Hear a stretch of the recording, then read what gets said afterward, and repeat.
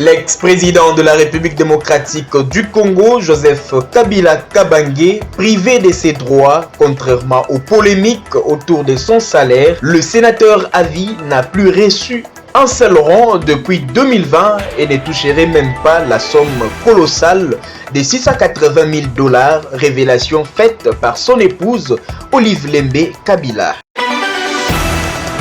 Le Premier ministre Jean-Michel Sama Lukonde, en sa qualité du président du comité d'organisation de l'accueil du pape François, a présidé le 26 janvier 2023 à l'immeuble du gouvernement la réunion hebdomadaire d'évaluation en vue de voir les derniers détails avant l'arrivée du souverain pontife.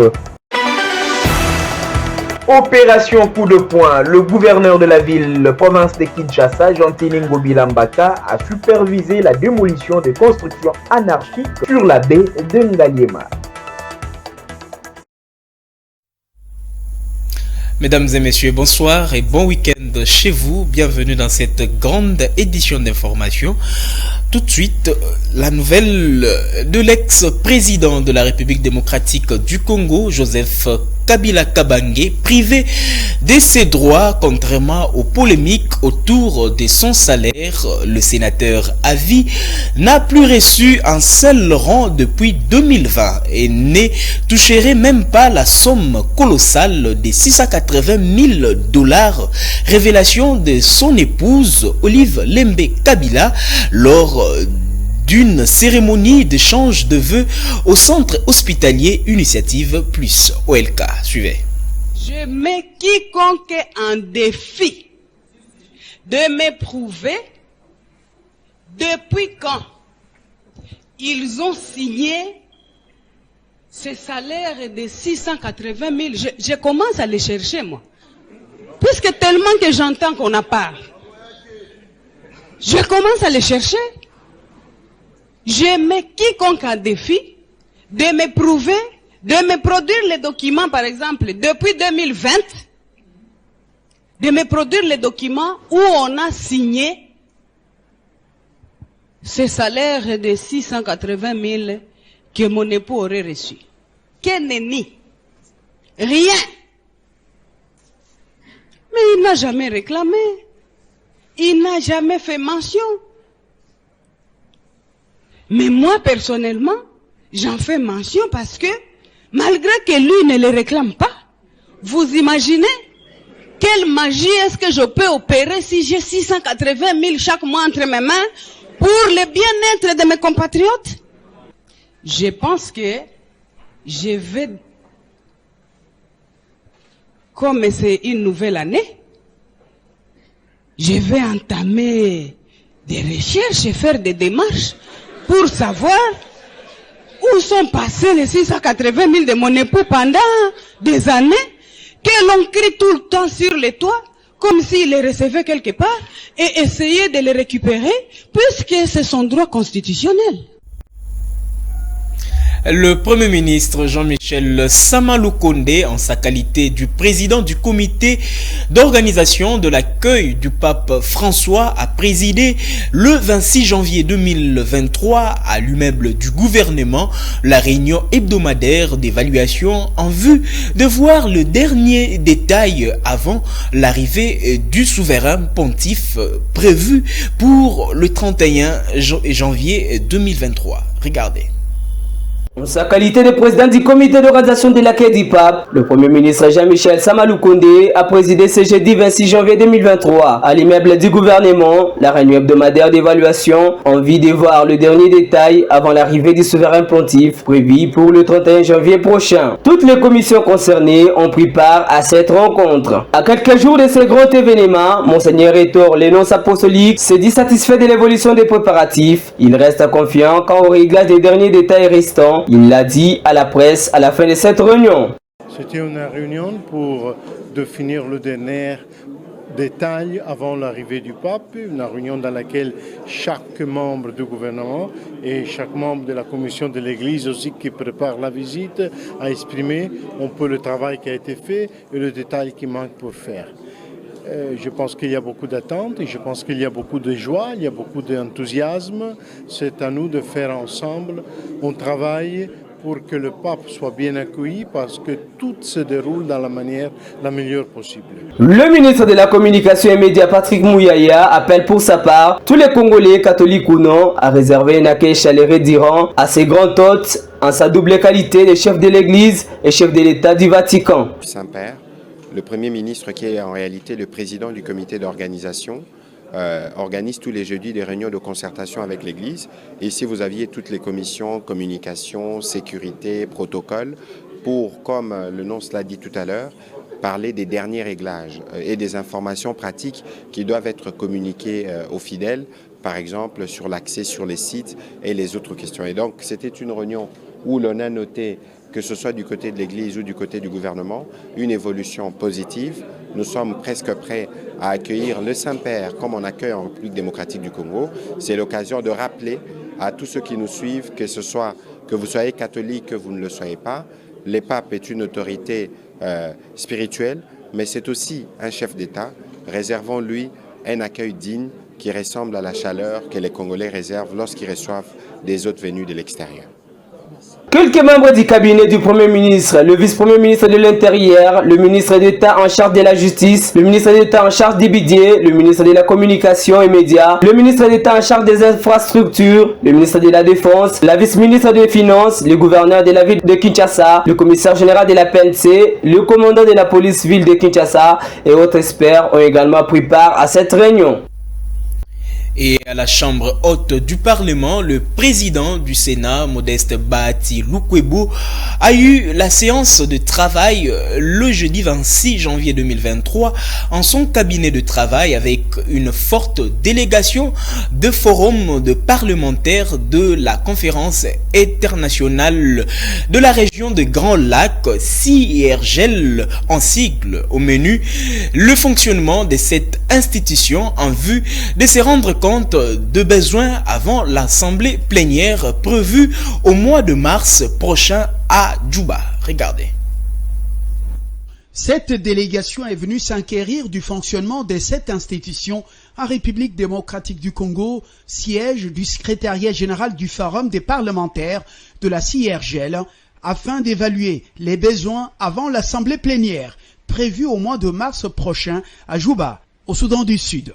Amason Ngingi, président du Forum, chef de la délégation et président du Sénat, a évoqué avec son homologue congolais Modeste Bahati Lukwebo divers sujets liés à la diplomatie parlementaire, notamment l'agression dont la République démocratique du Congo est victime de la part du Rwanda. À ce sujet, le président du Sénat, Modeste Bahati Lukwebo, a informé ses hôtes de la volonté du président de la République, Félix Antoine Tshisekedi, de voir la paix régner dans son pays et dans tous les pays de la sous-région.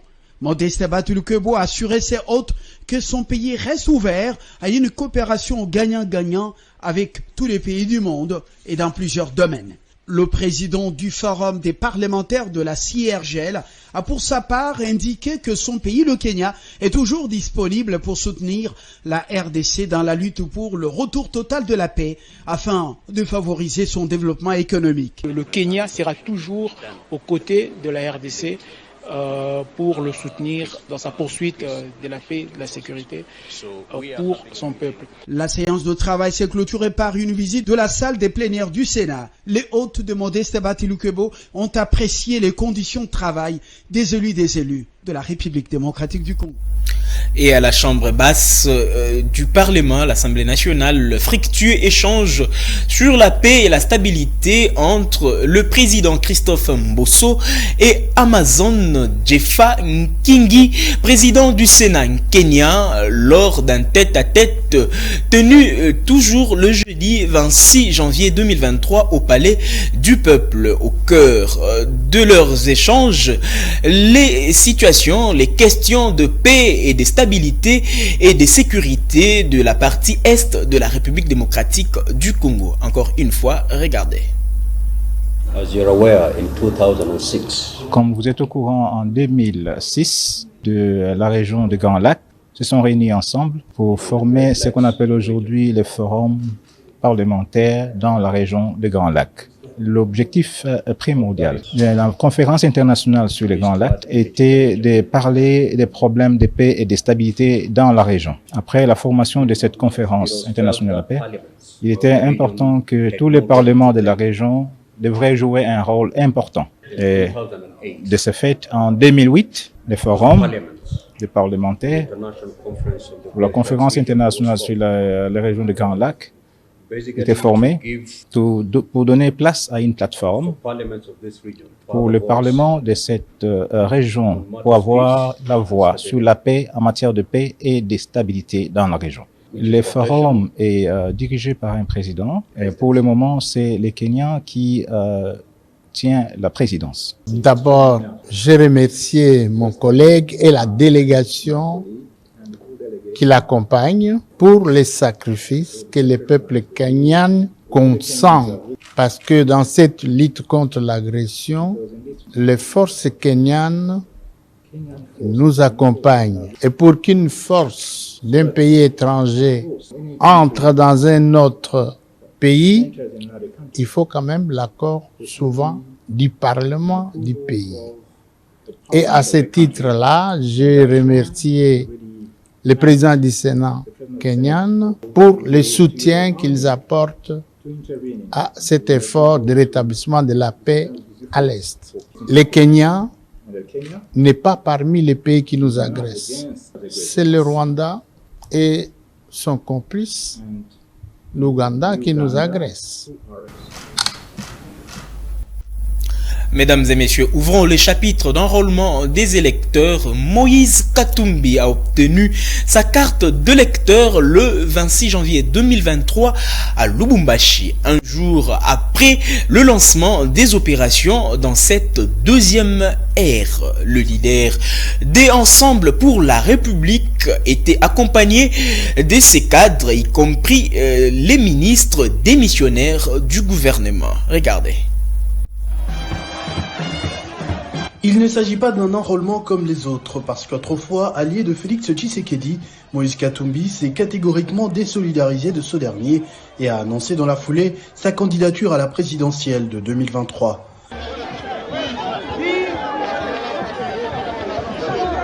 Comme on pouvait s'y attendre, il a été tout de suite très critiqué par les soutiens du président de la République qui ont vite fait de ressortir le discours de sa nationalité congolaise, douteuse. Visiblement, ce n'est pas d'avis à décourager le chairman qui, en s'enrôlant, coupe l'herbe sous les pieds de ceux qui pensent que sa candidature ne devrait pas être prise en compte.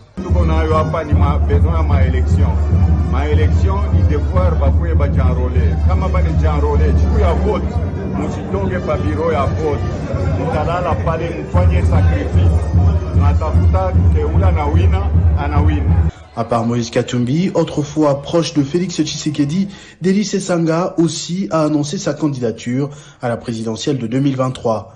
Martin Fayulu, deuxième à la dernière présidentielle, Matata Ponyo, malgré ses démêlés judiciaires, ou encore Lisanga Bonganga, se sont aussi prononcés pour la succession de Félix Tshisekedi.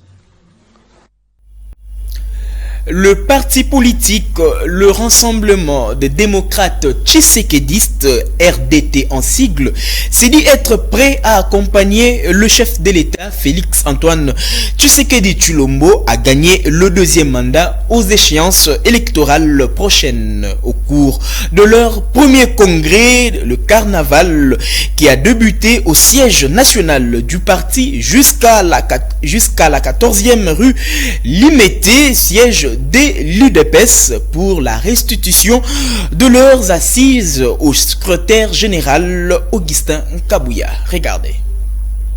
Après leur premier congrès, le parti politique, le Rassemblement des démocrates tshisekédistes, RDT en sigle, s'est dit être prêt à accompagner le chef de l'État, Félix Antoine Tshisekedi Tshilombo, à gagner le deuxième mandat aux échéances électorales prochaines. L'allié de l'Union pour la démocratie et les progrès social, UDPS en sigle, se prépare pour mobiliser la population congolaise à se ranger derrière le président de la République pour la sauvegarde de la cohésion nationale à travers des membres dynamiques et motivés à assumer la responsabilité pour conduire le chef de l'État vers son deuxième mandat.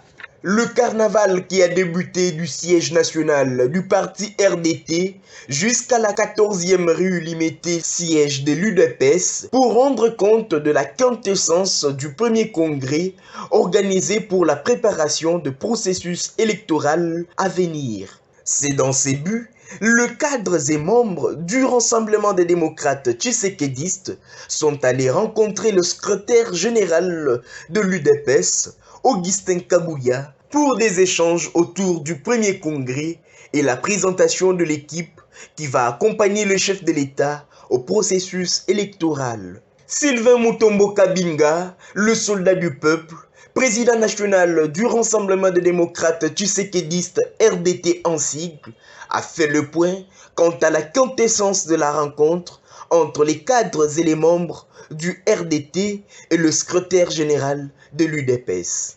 Le RDT, c'est une force pour l'UDPS qui avait été créée dans un moment de joute électoraliste pour accompagner le président de la République, Félix-Antoine Tshisekedi, et lui accorder une majorité parlementaire. Après son premier congrès, le RDT devrait venir dans sa famille politique tshisekédiste auprès du secrétaire général de l'UDPS, Augustin Kabouya, pour présenter l'équipe forte qui va accompagner l'UDPS et le chef de l'État pour l'obtention d'une victoire électorale et d'une majorité parlementaire à tous les niveaux. Le second mandat n'est rien qu'avec le travail que l'RDT a commencé à faire depuis belle lurette. Demander seulement à tous les combattants et combattants de l'UDPS, comme ceux du RDT, de travailler dur pour conserver le pouvoir le plus longtemps possible avec l'UDPS, le RDT et tous les alliés potentiels de l'UDPS. Deux cadres de Rassemblement de démocrates tshisekédistes RDT en sigle, Madame Magui Nkombo Milenge et Madame Marie-Louise Olenga, se sont acquittés de leur devoir civique et républicain, celui de l'enrôlement, le 24 janvier 2023, pour montrer leur amour indéfectible aux dignes femmes de RDT. La dynamique Sylvain Mutombo était présent pour les accompagner. Suivez. Elles se sont acquittées de leurs devoirs civiques et républicains le mardi 24 janvier 2023. Madame Magui Nkombo Milenge et Madame Marie-Louise Olenga, toutes deux cadres du Rassemblement des démocrates tshisekédistes RD en sigle. Celles qui portent la confiance du président national Sylvain Mutombo l'ont démontré à travers l'immense foule venue les accompagner pour montrer leur amour indéfectible. Mobilisé en masse, la dynamique Sylvain Mutombo était présent pour soutenir les dignes femmes qui font la fierté de Lissala et Sankourou. Confiants, hyper motivés, avec des cris de joie et chants, ils ont approuvé leurs sentiments exceptionnels. Face à cela, Madame Magui Nkombo s'est exprimée en ces termes. Nauti kosala devoir civique nangai ke moral nazali kobenga na bana nyonso ya circonscription ya Lissala bakende baike kosakole pona maponami ya 2023. En vue de défendre l'intérêt des Sankourois, Madame Marie-Louise Olenga invite la population des Sankourou de s'enrôler massivement pour les échéances électorales de 2023. Moyanonde analengo dini nyangenyu Marie-Louise Olenga leko na manu chianye musala enrôlement du Cambo chinye te kolomba se wa congolais che musala enrôlement de soir au besoin d'asso nyango otola yo na otojo ko wanji musake fulale ko nyoko vanyu che. Merci. Et la mobilisation était au rendez-vous dans la commune de Barumbu. Madame Albertine Ndomba, cadre du Rassemblement des démocrates tshisekédistes RDT en sigle, accompagnée de membres de la dynamique Sylvain Mutombo, ont sensibilisé les Congolais au sens de l'enrôlement juste après avoir accompli son devoir civique. Regardez. La commune de Barumbo a vibré au rythme de Madame Albertine Ndomba, surnommée Mwanandako, reconnue pour son dévouement dans ses actions humanitaires dans cette contrée de la capitale quinoise. Les membres de la dynamique Sylvain Mutombo bat leur plein quant au soutien à celles qui témoignent le souci du changement de la population de Barumbo. Hyper motivés et jovial, les habitants de la commune de Barumbu ont répondu présents pour accompagner Madame Albertine Ndomba à s'acquitter de son devoir civique et républicain, celui de l'enrôlement. Question de sensibiliser la population de Barumbu à un enrôlement massif. Arrivée au centre d'enrôlement, Albertine Ndomba remplit la formalité d'usage et obtient sa carte de lecteur qui fait office sa carte d'identité. L'heure et un discours mobilisateur, Madame Albertine Ndomba, cadre du Rassemblement des démocrates tshisekédistes RDT en sigle, s'est exprimée en ces termes. Nazo senga bandeku nyonso surtout ya Kinshasa. Na Kinshasa surtout ya biso na Barumbu. Banso baya kozwa carte na basa l'enrôlement. Pour 2023 esengeli biso nyonso tokoka kovote mokonzi na biso Félix Antoine Tshisekedi Tshilombo.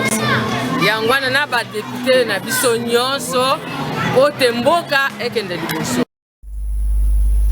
Mesdames et messieurs, et dans la ville-province de Kinshasa, l'opération coup de poing, le gouverneur de la ville-province de Kinshasa, Jantini Ngobilambaka, a supervisé la démolition de constructions anarchiques sur la baie de Ngaliema. Regardez. Le gouverneur de la ville de Kinshasa, Jantini Ngobilambaka, a supervisé mercredi 27 janvier 2023 l'opération de démolition des constructions anarchiques sur la baie de Ngaliema. Il était accompagné du patron de la police ville de Kinshasa, le général Silvano Kasongo, ainsi que du commandant de la 14e région militaire. Sur instruction du président de la République, Félix Antoine Tshisekedi Tshilombo, le gouverneur Jantini Ngobilambaka a dirigé cette opération à bord des engins de l'hôtel de ville, consistant à la démolition des constructions anarchiques sur la baie de Ngaliema tout au long du fleuve Congo afin de faire respecter les normes urbanistiques. C'est clair que nous sommes venus ici aujourd'hui pour passer à la démolition des constructions anarchiques érigées sur la baie de Ngaliema. Aujourd'hui c'est le premier jour. Évidemment, ça va continuer. L'opération va continuer jusqu'à la fin de la semaine. Moi-même je suis présent, vous avez suivi, j'ai supervisé moi-même cette opération. Et j'avoue que je suis quand même assez satisfait de voir que la population a soutenu l'opération.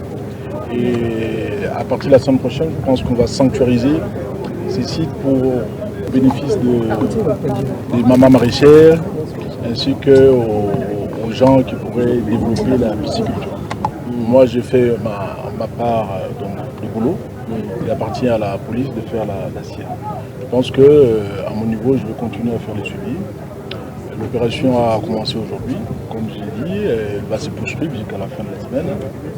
Et à la fin, donc, nous pourrions sanctuariser ces sites, comme je l'ai dit, au bénéfice des mamans maraîchères ainsi qu'aux pêcheurs qui pourraient développer la pisciculture à cet endroit. C'est un espace assez approprié pour la pisciculture ainsi que pour la culture de riz.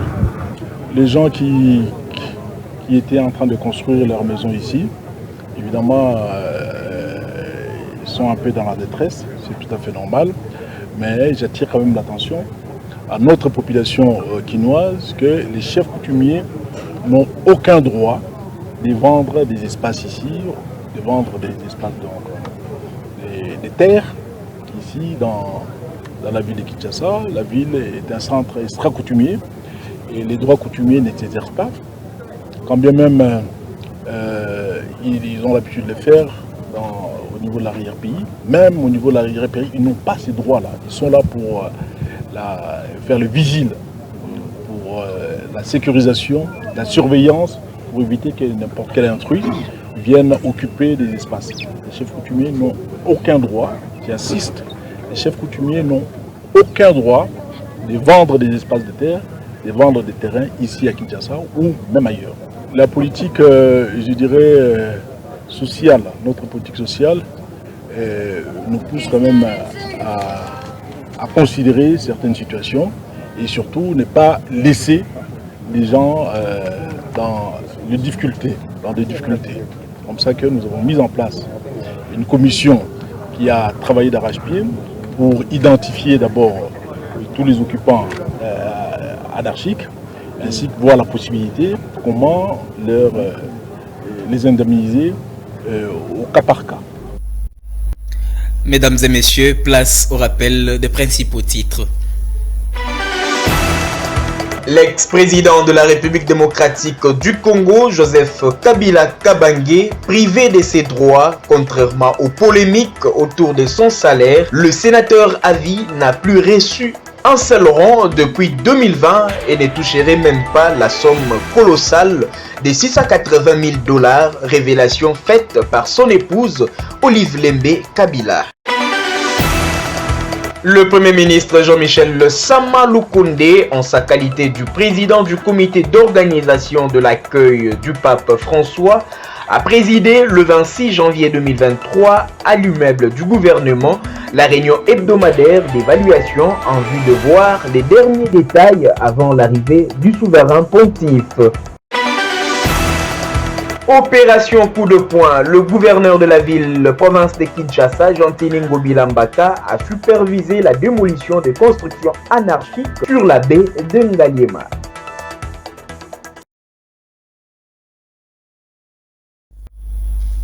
Ce journal est terminé. Restez branchés sur nos antennes et bon week-end.